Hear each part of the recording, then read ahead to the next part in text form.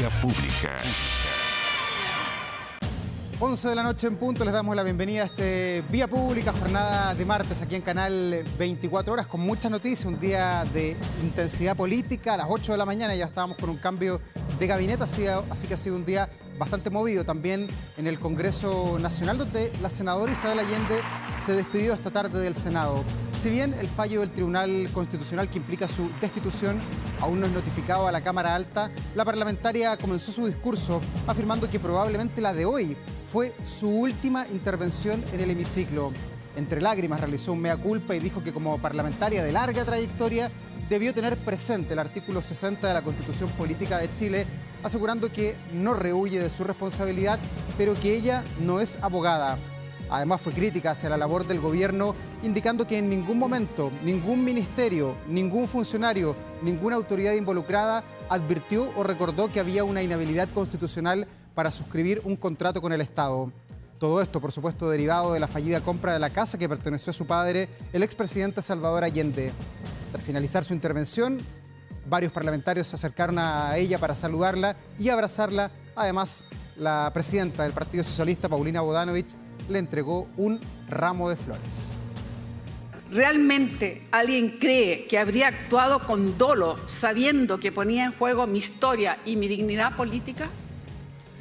Confié plenamente en los órganos encargados de llevar adelante la adquisición de la casa familiar.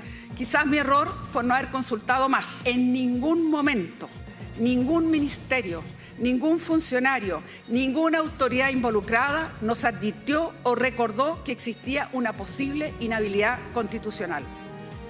Se ha dado por cierto mi cese en el cargo y a la fecha no he sido notificada. Lamento que el Tribunal Constitucional no haya accedido o considerado lo mejor de nuestros argumentos. Bueno, ha sido uno de los hechos políticos más relevantes de esta jornada y como cada martes vamos a analizar la coyuntura política de nuestro país. Para eso nos acompaña aquí en el estudio Nerea Palma, investigadora postdoctoral del Centro de Estudios de Conflicto y Cohesión Social, el COES. Bienvenida, Nerea, gracias por estar acá. Gracias, una muy feliz noche, debo decir. Sí, noche azul, ha sido una noche azul. Y estamos también con Rodrigo Arellano, vicedecano de la Facultad de Gobierno de la Universidad del Desarrollo. Bienvenido a ambos. Muchas gracias, muy buenas noches, Davor. Bueno, Nerea, felicitaciones. Nerea, partamos contigo. También, sí, también soy azul, así que estamos todos contentos. Partamos contigo analizando lo que veíamos al comienzo del programa, la destitución de Isabel Allende, que todavía no se confirma, pero hoy día fue la despedida. ¿Cuál es el impacto político que tiene la salida de ella, que ha sido tan presente en la coyuntura política del país en los últimos 30 años? Bueno, vemos el impacto no solamente hoy día, sino que lo hemos visto días anteriores con estas tensiones que existen ahora entre el PS, el Partido Socialista y el gobierno, que compone, también está dentro obviamente el PS, pero fundamentalmente con el Frente Amplio. Me parece que ahí está el centro de la polémica con el Partido Socialista. Y es importante recalcar que es verdad lo que dice la senadora en el sentido que hay responsabilidad, por supuesto, sin duda alguna, de quienes estaban encargados dentro del Poder Ejecutivo de llevar a cabo no solamente esta negociación, sino que también esta compra. Pero me parece a mí lo que se le escapa al Partido Socialista y a la senadora en particular es que también, por supuesto, hay una responsabilidad individual de la senadora, por supuesto también de la exministra Fernández, en no solamente conocer la Constitución, sino que además en el rol, digamos, de senadora y expresidenta del Senado, tener claridad respecto de las inhabilidades como propia senadora, diputada, congresista, que por supuesto le recae. Entonces, en ese sentido me parece que no es justo, me parece que la responsabilidad recaiga solamente en el Ejecutivo, sino que la responsabilidad me parece que es por lo menos compartida.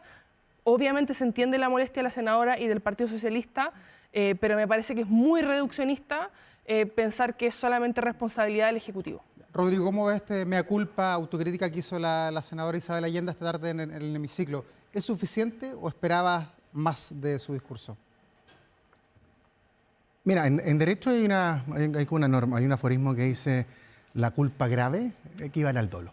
Cuando uno comete un error de tal magnitud, se asimila a la mala fe. Yo no estoy diciendo que haya mala fe, pero creo que ella cometió un error monumental, gigantesco, que no solamente complicó toda su contribución al país, sus últimos 30 años. La política de Chile no se puede explicar o no se puede entender sin el rol que ha jugado Isabel Allende como presidenta de la Cámara y del Senado. Pero lamentablemente aquí ella cometió una brutalidad de error, debiendo haber sabido la norma expresa, clara, precisa, con sanción inmediata. Y tengo la sensación de que ella trató de culpar más a otros que el rol de ella. Hizo poco mea culpa en la ignorancia que ella tuvo con respecto a la norma que infringió.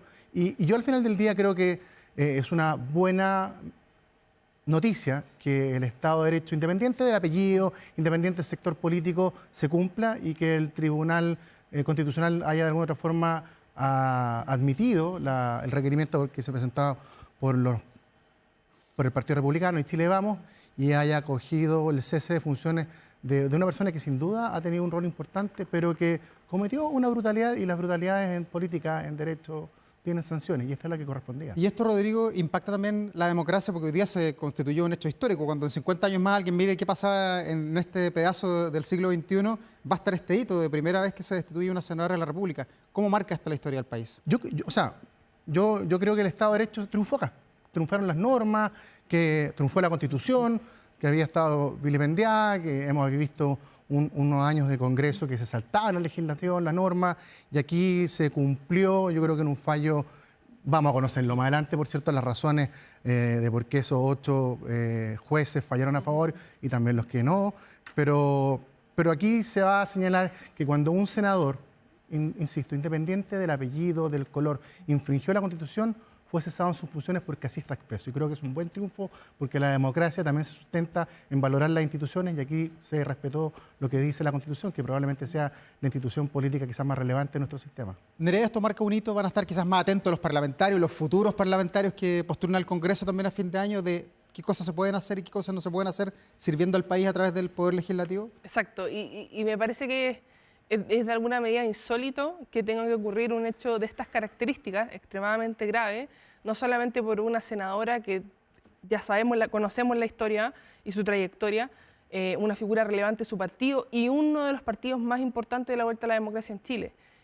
No deberían ocurrir estos hechos, y además no deberían ocurrir estos hechos para que otros congresistas pongan más atención a lo que dice la Constitución, lo que está normado por la Constitución, que se puede hacer o no se puede hacer. Entonces, desde esa perspectiva me parece que en realidad comparto con Rodrigo que sale fortalecida las instituciones chilenas, y para citar al mismo presidente de la República, es verdad esto que las instituciones quedan, las personas pasan. Las instituciones, la Constitución es mucho más importante que cualquier figura, por muy popular o impopular que sea la política chilena, y por lo tanto, si es que las instituciones existen, están, digamos, para cumplirse, y me parece que en ese sentido el Estado de Derecho en Chile me parece que sale fortalecido. Y a propósito del presidente de la República, ¿cómo evalúan la ponderación que hizo el presidente Gabriel Boric de este caso que le explotó en la gira a la India? Dice Paulina Bodanovich, la senadora presidenta del PS, que no hubo llamados telefónicos, dijo que se había cortado la línea, luego pudieron hablar. Ayer finalmente se limaron en parte las asperezas con la directiva del PS concurriendo al Palacio de la Moneda. ¿Ha sido intensa la semana para el presidente Boric? ¿Le puede llegar el agua al río también a él? O sea, no. Ya le llegó de alguna forma, porque de hecho hoy vimos que la nominación que quería hacer el presidente de la República al CERVEL, en reemplazo de un consejero que es del Partido Socialista, finalmente la bajaron para, de alguna forma, yo creo que congraciarse con el PS. Pero eso es un costo menor, pero algunos dicen que hay en el fondo argumentos para hacer una acusación constitucional. Yo creo que argumentos para analizarlo sin duda hay, sobre todo después de la declaración de la directora jurídica de la SECPRES el día de ayer en la comisión que investiga este caso. Efectivamente, Francisca Moya, que reconoció haber sabido de esta inhabilidad y no haber hecho nada con respecto a ello. O sea, me parece insólito que la encargada del fondo de estudiar el derecho a la constitucionalidad de las normas del organismo del gobierno que se relaciona con el Congreso no haya levantado esta alerta como correspondía. O sea, aquí yo creo que debiese haber todavía un poquito más de responsabilidades políticas. No sé si van a llegar directamente al presidente. El domingo acá en Estado Nacional, el presidente de la UDI comentó que parece que no existe ánimo para avanzar en una acusación contra el presidente ni contra otro ministro. Ya fracasó contra Maya Fernández, pero yo todavía creo, y me parece que el Partido Socialista algo va a exigir también, de que caiga en otras personas, porque aquí hubo más de una responsabilidad que falló y personas que debiendo haberlo hecho y sabiendo no concurrieron a dar la alerta y los avisos que correspondían. ¿Y tú, Nerea, cómo observas la reacción que ha tenido la presidencia? Además, le han pedido ya a todos los parlamentarios del PS que saque a la directora de la División Jurídica, Francisca Moya, pero el presidente ha sido implacable, la han respaldado a través de sus ministros. Sí, y eso ha caracterizado en general el gobierno de Gabriel Boric, es decir, una figura, por más importante o quizás un poco menos importante que sea, por lo general se le ha respaldado y se le ha mantenido en el cargo, por lo menos en el tiempo. O sea, ejemplos de eso tenemos bastante. Incluso figuras que se han demorado más del tiempo que uno hubiese pensado que era positivo que se quedaran en el gobierno. Estoy pensando, por ejemplo, el caso, se me vienen a la mente de inmediato Giorgio Jackson, por ejemplo, y Miguel Crispi, siendo parte del Poder Ejecutivo, que salieron en un momento en que uno pensaba, bueno, quizás esta salida podría haber sido antes. En este caso, entonces, no sorprende, por lo tanto, que se respalde a quien llegó a la Secretaría General de la Presidencia con Giorgio Jackson, y por lo tanto me parece que va no solamente en la línea del gobierno, sino que también en la línea que el mismo presidente de la República ha delineado respecto a quién se apoya y a quién no se apoya. Entonces, si fuera el Partido Socialista, yo no esperaría un cambio, y en realidad me parece que si es que va a haber una exigencia mayor de responsabilidades, me parece que van a cortar por el hilo más delgado y no necesariamente por la directora jurídica. Ya, pero después de la visita de ayer de la directiva del PS al Palacio de la Moneda, ¿está limada esta aspereza o esto es algo que una piedrita en el zapato que va a arrastrar este último año de gobierno en la relación del PS con el presidente Boric? El Partido Socialista yo creo que nunca se va a olvidar de esto. O sea, por más que ahora, después, a final de año y el 11 de marzo del siguiente año termine el gobierno de Gabriel Boric, esto siempre va a ser un hito importante en la historia del Partido Socialista, así como también de otras características. Fue un hito también el caso Monsalve y lo va a seguir siendo porque todavía está en desarrollo, pero me parece que por lo menos durante este gobierno esos dos hitos van a ser tremendamente relevantes de aquí en adelante para la historia del Partido Socialista y pensando también en las coaliciones y los acuerdos que llegan con otros partidos políticos. Rodrigo, ¿esto le da más fuerza al Partido Socialista para tener un candidato o una candidata presidencial por lo menos en la primaria o al contrario, disminuye las energías internas? No, yo creo que abre espacios. Abre espacios de todas maneras, porque de alguna otra forma no solamente hay una crítica, hay aspereza, hay un conflicto muy profundo. Yo coincido con Nerea, no creo que esto sea un hito que se pasa borre rápidamente. ¿No? Por el contrario, creo que se va a mantener y siempre va a estar esta mirada de que finalmente por errores políticos, administrativos, jurídicos, de alguna otra forma se manchó, se dañó los 30 años de gestión de una senadora tan relevante para el Partido Socialista como Isabel Allende. Por lo tanto, veo poco probable eso.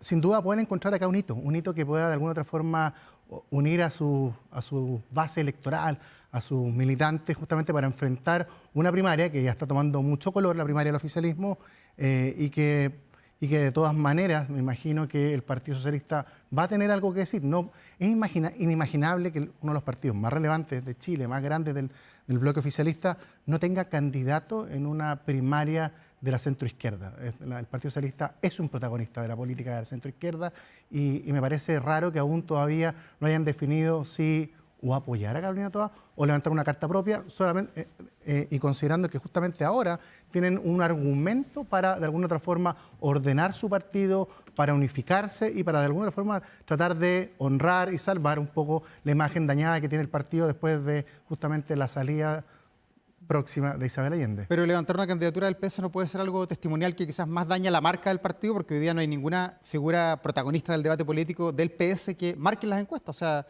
a pesar de que no han querido apoyar a Carolina Toa, sacar a alguien del Partido Socialista, que puede ser la senadora Bogdanovich, quizás puede ser un riesgo también, salir último en la primaria, por ejemplo. Yo creo que, mira, dos elementos. La primaria, ¿quién convoca? Convoca a los adherentes de ese sector, al 30% que ha tenido aprobación el presidente Boric. Es el más probable protagonista de esa primaria. Hay una fragmentación brutal de candidatos, o sea, del PC, Frente Amplio, Vlado Mirose, más los 300 y tantos que están más los otros, pero eso no van a estar en esta primaria, pero no sabemos. Por ejemplo, Marco Enrique Minami a lo mejor podría ser representante del Partido Radical. Frente a una dispersión tan brutal de votos, tan amplia, perfectamente, que tenga la capacidad de movilizar, no siendo un candidato muy potente, puede sorprender en una primaria con estas características. Paulina Bodanovich perfectamente puede tener la capacidad de movilizar al socialismo y enfrentar a una Carolina Toá que si bien en un comienzo logró despegar en la encuesta, no ha logrado superar esa barrera inicial y de hecho se ha estancado y ha bajado en algunas mediciones. Entonces, hay espacio, yo creo, para que el Partido Socialista pueda de alguna forma abrir el apetito, tener hambre de participar en esta y tener un resultado quizás positivo frente a la gran dispersión de votos que existe hoy. Sí, hay varias mujeres. Hoy día se proclamó a una más, que es la exministra del Trabajo a esta altura, Janet Jara, representante del Partido Comunista. ¿Es una buena candidata, Nerea? ¿Tiene los atributos para ser candidata presidencial, para conquistar a adherentes más allá del Partido Comunista, por ejemplo? Esa es una gran pregunta, o sea, porque desde el mundo dentro del Partido Comunista, a mí me parecía que a todas luces era la candidata idónea, más allá de la composición del Comité Central, que evidentemente es mucho más cercano a Daniel Jadwe, y que por lo tanto eso podía hacer más difícil que Janet Jara pudiese ser la banderada, la precandidata presidencial del Partido Comunista. Pero justamente me parece que va en esa línea, o sea, porque uno podría pensar una candidata que tuvo protagonismo súper importante en una reforma de pensiones que no convencía al Partido Comunista y que en ese sentido los valores del Partido Comunista y sobre todo del Comité Central actual están mucho más dados por Daniel Jadwe. ¿Cómo es que Janet Jara llega a ser candidata presidencial? Y justamente me parece que va en esa línea, o sea, es decir, pensando en que el Partido Comunista, si quiere que realmente la candidatura de Janet Jara prospere más allá de la primaria, tiene que convencer a un electorado que va un poco más allá del Partido Comunista, a pesar de que sabemos que en las primarias evidente vota un votante más duro, que no es el mismo, no son las mismas personas que votan en la primera vuelta ni tampoco en la segunda vuelta. Entonces, me parece que tiene que conquistar un poco más allá y me parece que Janet Jara tiene más esa posibilidad. No solamente por atributos en términos ideológicos, sino que también incluso características como su carisma, que me parece que van un poquito más allá de la frontera del Partido Comunista y que le puede rendir rédito. Incluso creo que puede ser importante y puede ser posible que quede eventualmente o segunda o tercera, tal como están ahora los movimientos en las encuestas que vemos. Primera, Carolina Toá, evidentemente. Rodrigo, ¿y ese carisma que tiene la ministra Jara, que hoy día ya es candidata presidencial, sirve para ganar una elección? Porque claro, cuando postuló la presidenta Bachelet el 2006, servía, era una característica valorada, pero hoy día uno mira en el mundo y también en Chile que se están buscando atributos distintos para liderar un país. Mira, más dureza, de hecho. Sí, varias reflexiones. Yo creo que la primera, yo creo que el Partido Comunista actuó con un pragmatismo brutal en la... He repetido la palabra brutal toda la noche. Con un pragmatismo gigantesco, importante con respecto a la definición que tenía. Efectivamente, aquí habían dos caras que de alguna otra forma marcaban la pauta para ser los candidatos del Partido Comunista, como el alcalde Daniel Jadwe y Janet Jara. Sabemos la situación procesal que tiene Daniel Jadwe, por tanto, además, se le imposibilita hacer una campaña y decidieron, yo tengo la sensación, por aquella ministra del gobierno que más éxitos puede mostrar en la gestión del presidente Boric. Sin duda, si uno hace un balance a la fecha de lo que ha sido la gestión del presidente Boric, es probablemente que el Ministerio del Trabajo luzca los mayores logros en la reforma de pensiones, independiente de que, yo creo que coincido con Nerea, no es una reforma como hubiese querido el gobierno, como hubiese querido el Partido Comunista, como hubiese querido la izquierda, pero se aprobó después de mucho tiempo. La ley Karen, las 40 horas. Las 40 horas. La previsión todavía no llega, pues está exacto. aprobada, pero es un ministerio que tiene algo que decir. Yo creo que puede ser una muy buena candidata en las primarias, pero tengo mi duda en la elección. Nosotros hemos medido esto, de hecho lo vimos el domingo en Estado Nacional, y la candidata más competitiva para enfrentar a los candidatos de la oposición es Carolina Toá. Independiente del carisma, la simpatía, la cumbia que puede tener la ex ministra Jara, Carolina Toá es la que tiene mayores posibilidades de acortar la brecha con los candidatos de la oposición que hoy están en los primeros lugares de la encuesta. Y probablemente tenga relación algo al partido que ella pertenece, al Partido Comunista, un partido que siempre ha estado entredicho, cuestionado por sus valores democráticos, más allá que ellos dicen que siempre defienden. ¿Y eso le va a impedir democracia crecer más? ¿O la gente de alguna manera va a decir, bueno, me da lo mismo si es comunista, me queda súper bien? Yo tengo la impresión de que, fíjate, lo que hemos vivido en los últimos 10 años en América Latina, particularmente en Venezuela, la migración de gente que ha tenido que escaparse del régimen de Maduro y a veces liviandad o incongruencia con que el PC ha enfrentado el gobierno de Maduro, incluso algunos celebrándolo. Tengo la sensación de que va a ser una mochila que va a ser difícil de sacarse de la candidata Janet Jara en esta oportunidad. Así como Carolina Toa tiene su mochila de mostrar logros en seguridad, yo creo que Janet Jara tiene una mochila en el tema de los derechos humanos, particularmente en el caso de Venezuela, que además recordemos que hay 600.000 venezolanos que están habilitados para votar, y me imagino que alguien que representa un partido que ha sido parte, que ha avalado o que ha estado a favor del régimen de Maduro, va a costar bastante convencerlo. Así que yo insisto, creo que es una buena candidata en la primaria, más tengo dudas si es la elección de noviembre. Va a ir bien. Nerea, hoy día, bueno, fue el cambio de gabinete del presidente Gabriel Boric, solamente se cambió la pieza del Ministerio del Trabajo, fue un ajuste de gabinete, no da para decir cambio de gabinete. Sí. ¿Debieron haber salido más ministros? Anoche conversé aquí mismo con Camilo Escalona del Partido Socialista y me decía, debieron haber salido más, había que haber aprovechado la coyuntura de sacar más gente. Sí, o sea, en realidad a mí me parece que va de nuevo en la línea de lo que ha hecho el Ejecutivo durante estos años de gobierno, en donde en general, en la mayoría de los cambios de gabinete han sido cambios súper específicos, acotados a salidas que se han producido mediante o algunas críticas que se le han hecho a figuras bien concretas, a pesar de que, como decía anteriormente, este gobierno se ha caracterizado por apoyar y respaldar una y otra vez a las figuras que no solamente critican la oposición, sino que también han tenido errores más o menos relevantes para la coyuntura política. Entonces me parece que va en la línea. Y respecto si es que, entonces yo no esperaba por lo menos un cambio de gabinete, digamos, de tomo y lomo y más amplio.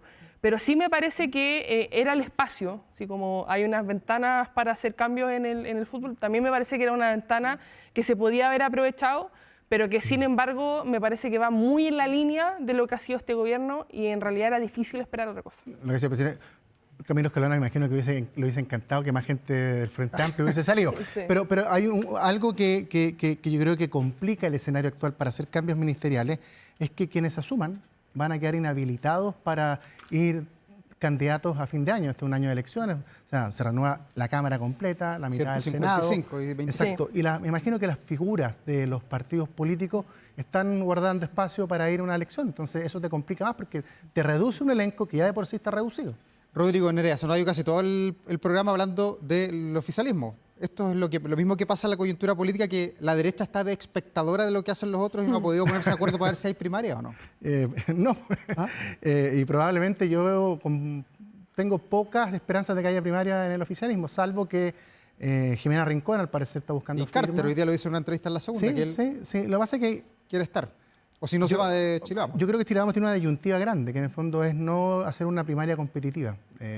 Y hacer una primaria, Matei y Carter, pierde competitividad, pierde atractivo, perdería peso a nivel de participación incluso. Entonces van a empezar a cuestionar probablemente una primaria del oficialismo con 7 candidatos, 6 candidatos versus una con 2. Las posibilidades de que en esta primaria vote mucho menos gente y después empiecen esas comparaciones, yo creo que es un riesgo correrla en ese escenario, una primaria con 4, 5. Lo ideal sería una primaria para Chile Vamos y para todas las oposiciones en que estuviera Kast, Kaiser, Evelyn Matei. ¿Y eso está descartado? Yo tengo la impresión que de las que aguas políticas lleguen a ese Yo escuché lugar. una entrevista de Evelyn Matei hoy en la mañana o ayer, que va a jugársela hasta el último minuto por lograr esta primaria, porque la verdad es que uno mira el escenario actual, mira los niveles de aprobación del gobierno, mira los números de todas las encuestas y se da cuenta que la oposición en la centro-derecha tiene la posibilidad de ganar en primera vuelta si es que llevan un solo candidato. En cualquier otro escenario sería lógico que lo hicieran, pero aquí parece que están los proyectos más individuales, el tema de correlación de listas parlamentarias y se ve con poco futuro la posibilidad de una primaria entre estos candidatos y solamente queda ver si Jimena Rincón logra juntar 35.000 firmas para hacer una primaria que sea más competitiva y ahí yo creo que puede cobrar vigencia la posibilidad de que haya Carter, Rincón, Matei. Que pero creo que sería interesante. ¿No es una luz de esperanza quizás pensando en la unión de la derecha y la derecha más liberal o la más dura? Pensando en lo que pasó el lunes en la elección de la Cámara de Diputados, donde se unió la UDI, Evópoli, RN, los republicanos, los libertarios y todos los que adhieren a la derecha, y se logró elegir finalmente a un hombre de sus filas. ¿No se puede pasar eso mismo en la presidencial de aquí a unas 2 o 3 semanas más? Me parece que en general está difícil el panorama para eso. Sí. O sea, está cuesta arriba, pero lo que sí me gustaría destacar es, bueno, y obviamente todo es posible en política, pero lo que sí me gustaría destacar es que me parece en general saludable que la derecha tradicional no vaya a una primaria con la ultraderecha. O sea, me parece saludable para la democracia y me parece saludable para tener proyectos políticos que, si bien puede haber más convergencia entre Chile Vamos y Republicano, me parece que no hay tanta convergencia o hay mucho menos convergencia entre Chile Vamos y el Partido Nacional Libertario. Y desde ese punto de vista me parecería un error importante que exista una primaria en donde que esté involucrado Chile Vamos y que esté involucrado Johannes Kaiser.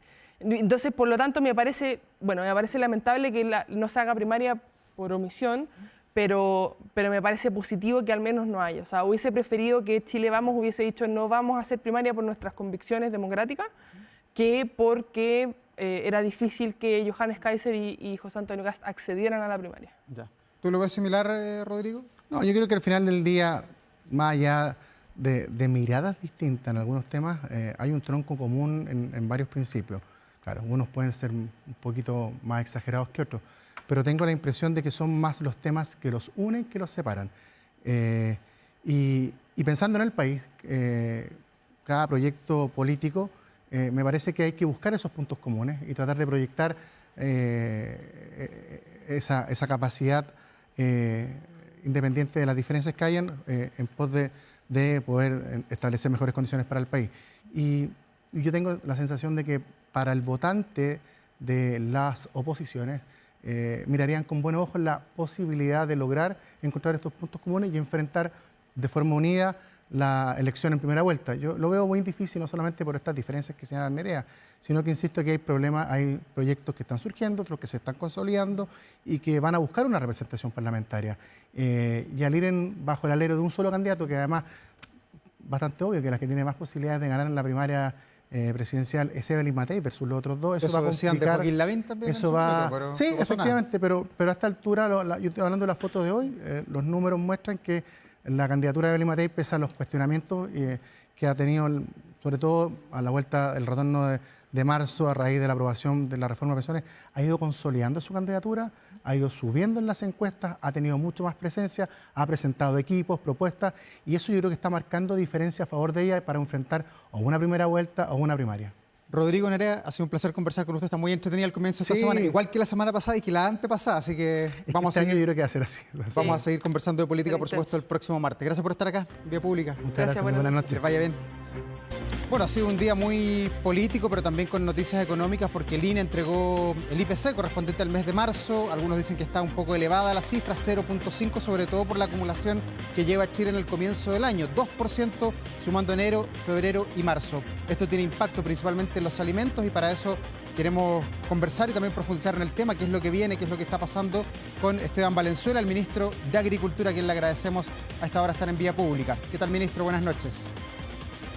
Davor, buenas noches. Estamos en Puerto Varas, en que hay un encuentro de varios países en esto de la agroforestería y la restauración sustentable de bosques. Bueno, ministro, desde allá, desde el sur, le ha tocado además, estuvo en la India, estuvo en el Palacio de la Moneda, ahora está allá en el sur del país. ¿Cómo ha observado esta coyuntura económica IPC de 0,5%, pero si uno la compara con los alimentos, hay una diferencia bastante grande, 1,2% subió en marzo la canasta de alimentos? ¿Qué puede decir al respecto?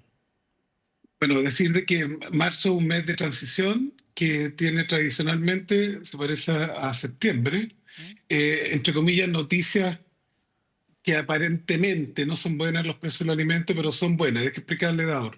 Cuando uno ve los mismos datos del INE, la inflación de los alimentos ha sido 5,1 en el último año, pero fruta y hortaliza ha sido 1,9. O sea, un sector que ha ayudado no solo al trabajo de miles de personas gracias al récord en exportación que hemos tenido, sino que también por todo el esfuerzo del gobierno de fortalecer INDAP, aunque alguien por ahí lo quiere eliminar, para los alimentos que nos damos toda la vida, las ferias libres, etc. Y allí hay noticias mixtas, porque por una parte está la manzana a la baja, está la tuna y otras frutas como la pera en torno a los 1.500 pesos, pero la papa, la cebolla, la zanahoria, según el dato de ODEPA, del mejor alimento de temporada, están increíblemente asequibles, en torno a los 500, 600 pesos el kilo.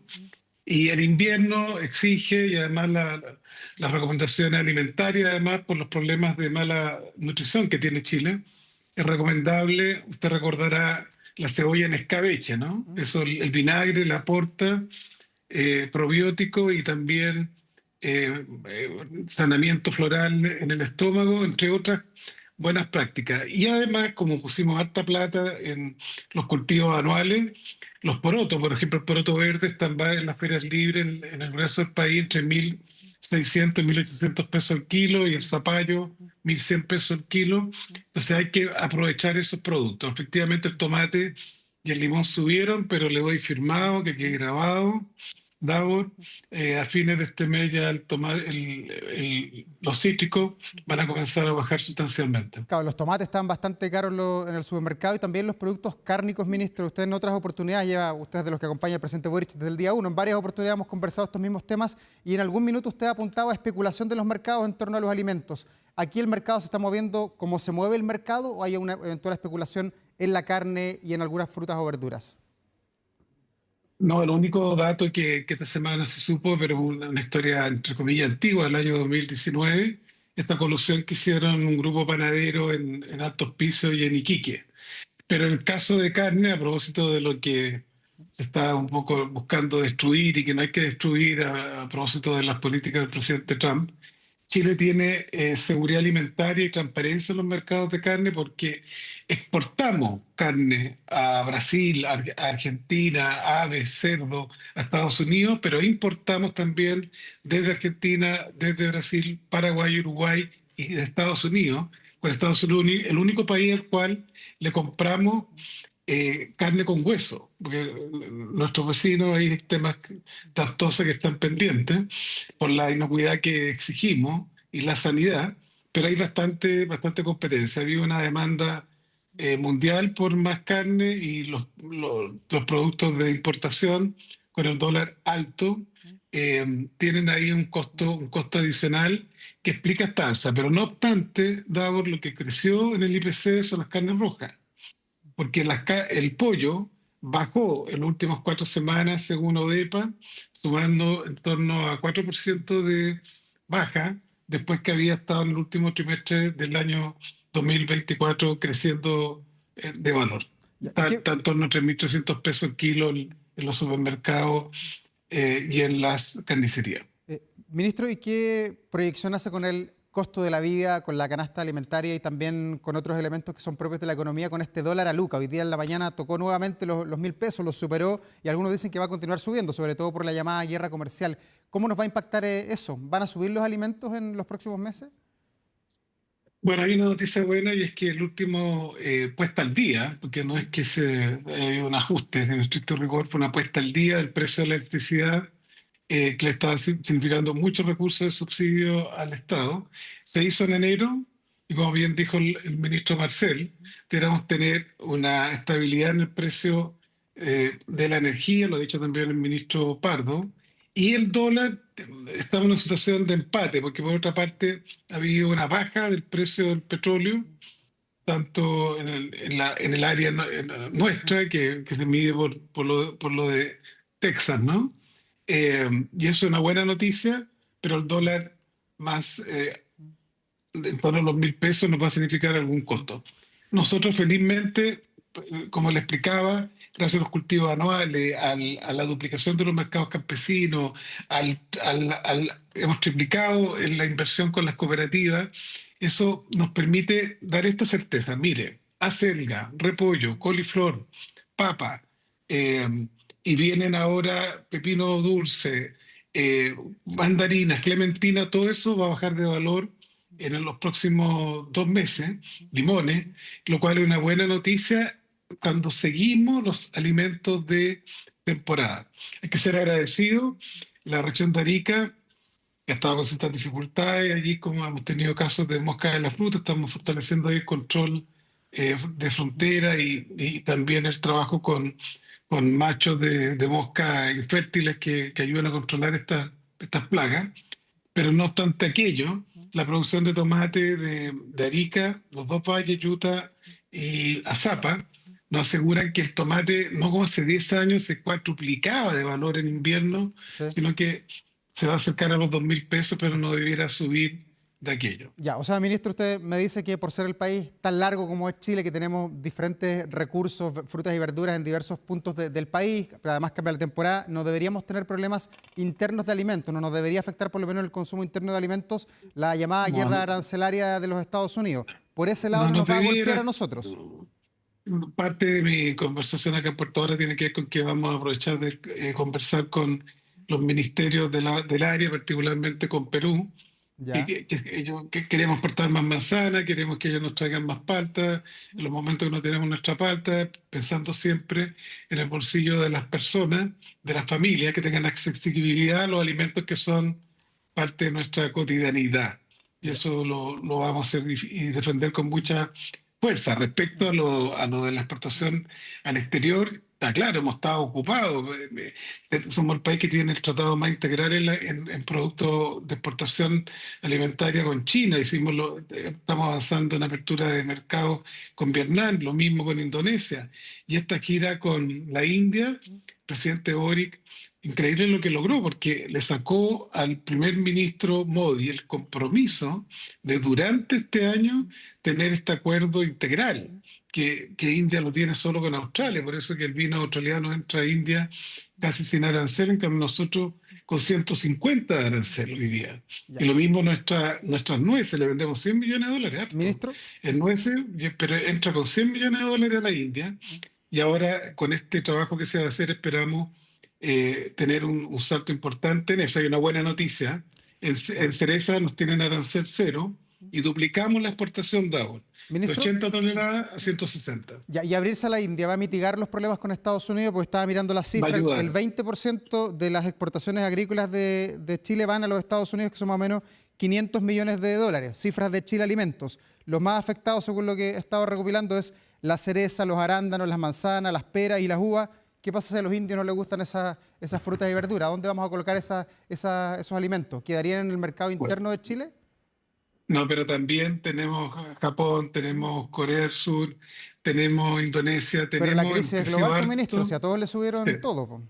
pero hemos crecido, pero por eso, entre los países que no nos estamos colocando barrera entre nosotros, tenemos ahí una oportunidad. Y por eso es que hoy día la India, Brasil y México son los tres países que están entre los 7 socios comerciales más importantes de Chile. Entonces eso nos abre espacio. Y esperamos que exista sensatez y va a haber reuniones técnicas que va a tener el Ministerio de Hacienda y por otra parte, por cierto, la SUBREI, la Subsecretaría de Relaciones Económicas Internacionales, con nuestras contrapartes norteamericanas. Ahora, felizmente, todo lo que fue cereza, arándano y uva de mesa ya está exportado y cosechado.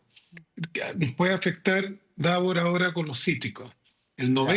Casi el 90% de los cítricos que exportamos, muy importante allí, mandarinas, naranjas, limones desde la región de Coquimbo y Valparaíso, van al mercado norteamericano y allí tendríamos un daño que esperamos con todo este trabajo que hemos hecho con los gremios. Nos hemos juntado por tercera vez el Consejo Agroexportador para monitorear entre todos los actores esta crisis y estamos además con buenas noticias desde el punto de vista de actores norteamericanos. Las grandes organizaciones agrícolas norteamericanas han criticado esto de los aranceles.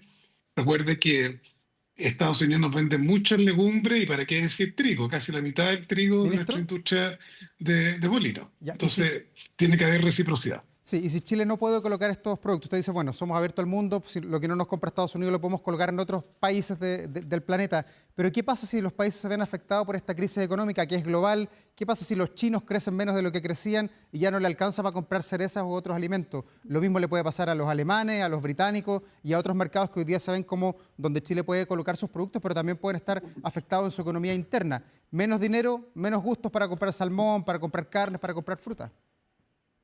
Davor, pero felizmente de los productos que las personas no sustituyen o no dejan de consumir de manera drástica son precisamente los alimentos. Es Ya. decir, las proteínas, las verduras, las frutas son partes muy profundas de la cultura culinaria de los países que hemos nombrado. Además, lo mismo ocurre con nuestros mitílidos, los choritos y con el salmón, en que estamos ahí muy cerca de Noruega. Y además está esta ventaja de que nuestro vino, bueno, somos de los países que estamos, entre comillas, con 10% los que estamos, el grupo de países que tiene menos castigo Claro. arancelario por parte de la administración Trump. Y eso nos permite, en ningún caso, dormirnos en los laureles y sacar cuentas alegres, pero somos fuertes y tenemos además. Piensa usted que la industria exportadora nuestra alimentaria viene del siglo XIX, nos inventó en el año 50, es muy antigua y tenemos las redes, las capacidades de actuar rápido y estamos comprometidos en eso. Se ha pedido también mayor promoción, vamos a trabajar en esos temas, también queremos involucrar a gobiernos regionales al respecto por las matrices productivas de cada una de las regiones y confiamos de que exista en las próximas semanas un balance y diálogo multilateral.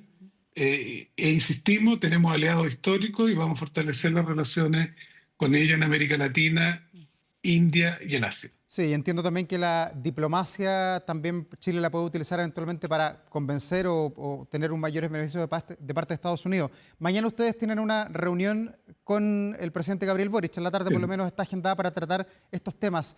¿Qué prevén? ¿Esto le va a pegar a Chile en el 2025 o esto ya le va a tocar al próximo gobierno, en el fondo, el impacto sobre los productos más caros? No, siempre es muy importante el potenciamiento de la acción en el presente de ahora y evitar, como el mandamiento tolteca, ¿no? Evitar la conjetura.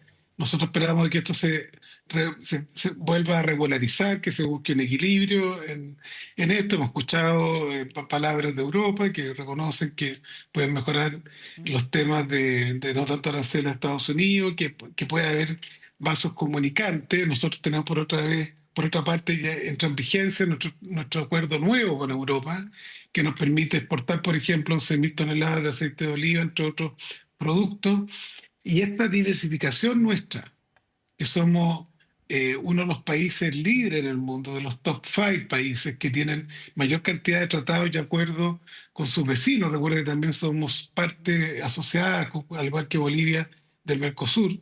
Todo eso nos permite estar fuerte. Y además, algo que agradecemos como gobierno, los gremios han felicitado esta gira, donde todo se conversó con ellos, estrategias convergentes, comunes, con mucha lógica de amor a la patria y a los territorios, de cuidado de nuestro segundo sector más importante en exportaciones, que es el sector alimentario, ¿no? Incluyendo, por cierto, también a la industria del salmón y los silvícolas. Felizmente los silvícolas, madera está bajo observación como los productos del cobre y el molibdeno y no están con este arancel del 10%. Entonces, tenemos un escenario, yo diría, moderado, no apocalíptico. Ya, de todas maneras, ¿esto hay que verlo como una oportunidad o se va a provocar un daño a la economía del país? Depende de la profundidad de esto y cómo se halaga. En algunos casos depende también de otros actores. Hay países que están grabados más fuerte con el vino, Estados Unidos, como usted sabe, lo mismo con carnes que respecto a nosotros, pero nosotros tenemos también algunos costos de logística por nuestra ubicación geográfica. Todo eso se va equilibrando y la política exterior la dirige el presidente de la República, por eso estaremos, en nuestro caso desde acá, que tenemos con Maiza Roca que cerrar este evento muy importante a nivel de las Américas, que nos toca liderar en restauración y agricultura sustentable y bosques. Vamos a participar en esta reunión del presidente, en mi caso telemáticamente, pero ahí estaremos con el ministro Grau, con el ministro de Hacienda, con la subsecretaria Sangüesa, también por cierto, canciller Van Claven, que se encuentra en una muy importante, a propósito, reunión de negocio, incluyendo el aspecto agrícola, que tenemos una cumbre chileno-turca muy relevante en este minuto en Estambul. Sí, vamos a ver cómo nos pega todo esto, ministro, porque desafortunadamente uno mira los índices macroeconómicos de otras crisis que ha habido en el mundo y Chile estaba mejor parado para enfrentar otras crisis. De allí la preocupación que seguramente va a ser análisis mañana en la reunión. Pero le quería preguntar por las carnes, porque me quedó dando vuelta el tema de las carnes, ministro. Carne, usted decía que nos llega a Chile carnes de Brasil, de Paraguay, de Uruguay, de Argentina, si no me equivoco, eso es lo que me dijo. Estados Unidos. Y de Estados Unidos. Y de Estados Unidos. ¿Las carnes van a subir de precio acá en Chile en el consumo interno, en el asado para el 18, por ejemplo? A ver, estamos adelantándonos, estamos preocupados ahora de la austeridad y del pescado de la Semana Santa, pero Davor, sin soslayar la pregunta. Supongamos escenario de que Sí. no hay moderación de aranceles por parte de Estados Unidos. Eso va a significar que varios países van a querer también intercambiar con nosotros. Aparte de nuestra producción, que es importante, nosotros tenemos una producción de carnes rojas excepcionales y de productos lácteos, grandes cooperativas como Column, entre otras. Pero a su vez tenemos un crecimiento del sector caprino, también hay exportación de carne de cordero nuestra que eventualmente puede fortalecer también mercados internos. Y tenemos una industria de carne blanca simplemente excepcional en toda su cadena, ¿no? No solo cerdo y pollo, sino que también embutido, longaniza, etcétera, que nos hacen tener alternativa para nuestro consumo interno, sin lugar a dudas. Ministro, quería preguntarle algo de política también. Usted, de los ministros originales que está ahí con el presidente Boric, creo que son 7 los ministros que están allí desde el 11 de marzo del 2022, también la ministra Maysa Rojas que está con usted ahí en el sur del país. ¿Cómo está el gabinete después de este marzo, abril tan acontecido, con tantos movimientos, con salidas, con renuncias de ministros? Hoy día fue la última en la mañana, la salida de la ministra Janet Jara. Bueno, la verdad es que el ánimo dado nuestro es bastante positivo, porque estado en estabilización de salud para Ministro, que a ver si vuelve, se le distorsionó la voz, ministro, ahí a través del enlace. Vamos a ver si alcanzamos a recuperar el... Sí, se fue a Zoom. Justo le hice una pregunta muy compleja al ministro, al parecer, y se pegó el Zoom esta noche. Pero bueno, cosas que pasan con la tecnología. Le agradecemos de todas maneras al ministro Esteban Valenzuela, con quien estuvimos analizando, por supuesto, el impacto del IPC del mes de marzo y también lo que viene hacia adelante, incertidumbre en el mundo con los aranceles, con esta guerra comercial entre China y Estados Unidos, principalmente, donde hay medidas de lado y lado que van a tener repercusión a nivel planetario. Vamos a la pausa nosotros. Enseguida estamos de vuelta con más aquí en Vía Pública.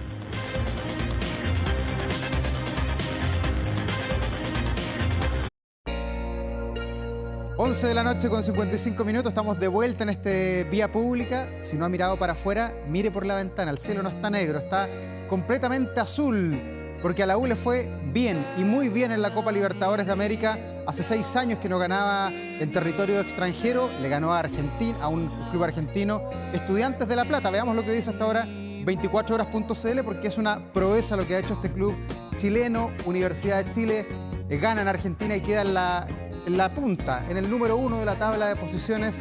El conjunto azul logró una histórica victoria en suelo trasandino, llegó a los 6 puntos y dejó bien encaminada una hipotética clasificación a la primera ronda. La semana pasada le había ganado ya al campeón actual de la Copa Libertadores, y ahora venía lo más difícil, jugar en Argentina, ahí en La Plata, cerquita de Buenos Aires, con un estadio lleno, en contra. Finalmente la U ganó por 2-1, así que la noche de día martes es una noche azul. Felicitaciones a los que son hinchas de la U. ¿Cómo está el día acá en Santiago? ¿Qué es lo que viene para las próximas horas? Veamos de inmediato el pronóstico para esta jornada de día miércoles y también para el fin de semana. Hoy día muchos me decían en la tarde, bueno, el verano no se quiere ir de la capital. Llegamos hoy día a los 27, 28 grados. Mañana descienden considerablemente las temperaturas. Vamos a andar cerca de los 20 y las nubes van a predominar en gran parte de la capital de nuestro país. Y esta música, usted sabe, siempre nos despedimos con buena música, con cantantes, con historias. Tras anunciar las fechas de su próxima edición, el Festival Fauna Primavera 2025 reveló a su primer artista confirmado, Stereolab, la influyente banda anglo-francesa formada por ahí por el 1990. Parece que fue ayer, pero han pasado 25 años, 35 años han pasado. Stereolab se originó en Londres, pero su música se caracteriza por una mezcla ecléctica de influencias, incluyendo el pop de los años 60, el lounge, creando un sonido único que ha dejado una marca indeleble en la escena musical independiente. Stereolab estuvo en Chile, vinieron en el año 2000 y se presentaron ahí en un show en el Teatro Providencia. Sin embargo, en febrero la banda confirmó que vendrán de nuevo a nuestro país. También van a la Argentina y a Brasil durante este 2025. La agrupación no se presentaba en vivo desde fines del 2023, pero tienen planeada una gira planetaria que los llevará además a Europa y Norteamérica antes de llegar aquí a Sudamérica. Nos despedimos como siempre con buena música. Nos reencontramos mañana en este Vía Pública. Que les vaya muy bien.